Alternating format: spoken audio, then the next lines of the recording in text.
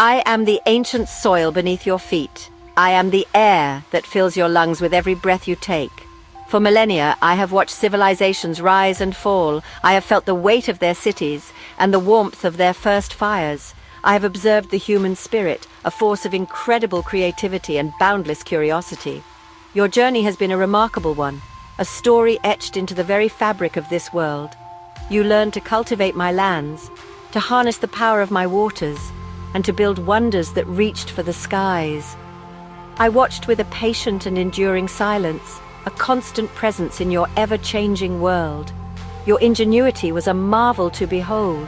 You crafted tools from my stones and wood, creating new ways to live and thrive. You charted the stars at night and learned the rhythms of my seasons. This deep connection was, for a very long time, the source of your strength. You understood that you were a part of me, not separate from me. Your survival depended on this delicate and intricate dance. It was a relationship built on respect and a shared existence, a partnership that allowed both of us to flourish in a beautiful, interconnected cycle of life. But over time, a distance began to grow between us. The sounds of the forest were replaced by the noise of machines. The clear rivers that once teemed with life slowly began to carry the burdens of your progress. You started to see me not as a partner, but as a resource to be endlessly consumed. My forests were cleared for your expanding cities, and my oceans were filled with the remnants of your consumption. This growing separation was a quiet, creeping change, a gradual forgetting of the fundamental truths that had sustained you for so long. I felt this change in every fiber of my being. The balance we once shared began to falter under the immense pressure of your demands. The intricate web of life, so carefully woven over millions of years, started to fray at the edges. The songs of birds grew fainter in some places, and the vibrant colors of my coral reefs began to fade to a ghostly white. Still, I waited, holding on to the hope that you would remember the bond we once shared. I hoped you would see the signs and recall the simple wisdom that your ancestors knew so well. The signs I sent were subtle at first. The winds blew a little stronger. The rains fell a little harder. The summers grew warmer with each passing year. These were my whispers, my attempts to communicate the growing imbalance. But my voice was often lost in the clamor of your world, a world that was moving faster than ever before. You were so focused on building, on growing, on acquiring, that you did not notice the foundations were beginning to crack. The delicate systems that support all life were straining under a weight they were never meant to bear. Then, the whispers became roars. The planet shuddered, not with malice but with consequence. The storms that came were not acts of anger, but the inevitable response to a system pushed to its absolute limit. Oceans swelled and surged over your coastlines, reclaiming the land you had so confidently built upon. Fires, born from unprecedented heat and drought, swept across continents, turning forests that had stood for centuries into ash. These were not punishments, they were the Earth's fever-breaking, a painful and desperate attempt to heal itself. Humanity was brought to its knees. The great cities, once symbols of your power and dominance, became vulnerable islands in a world of turmoil. The systems you relied on for food, for water, for energy, all began to fail. In the face of my raw and untamed power, your intricate societies faltered. It was a time of immense loss and profound struggle. You were forced to confront a reality you had long ignored, that your survival was, and always had been, completely and utterly dependent on my well-being. It was a harsh and devastating lesson. This was your near extinction, a moment when the thread of your existence wore perilously thin. But it was also a moment of profound clarity. Stripped of your certainties, you began to see the world with new eyes.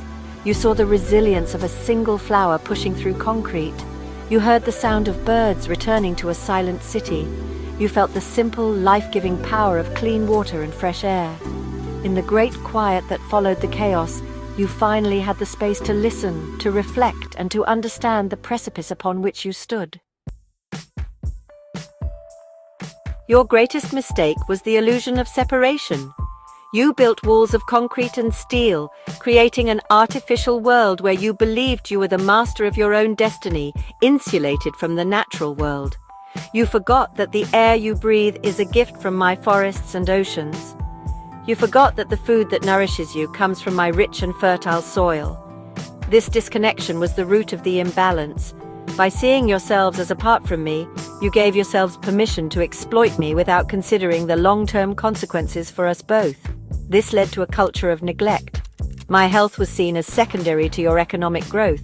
You poisoned my rivers with industrial waste and filled my skies with harmful gases, all in the name of progress. You took and took, rarely thinking to give back or to allow me time to recover and regenerate. This was not a sustainable path.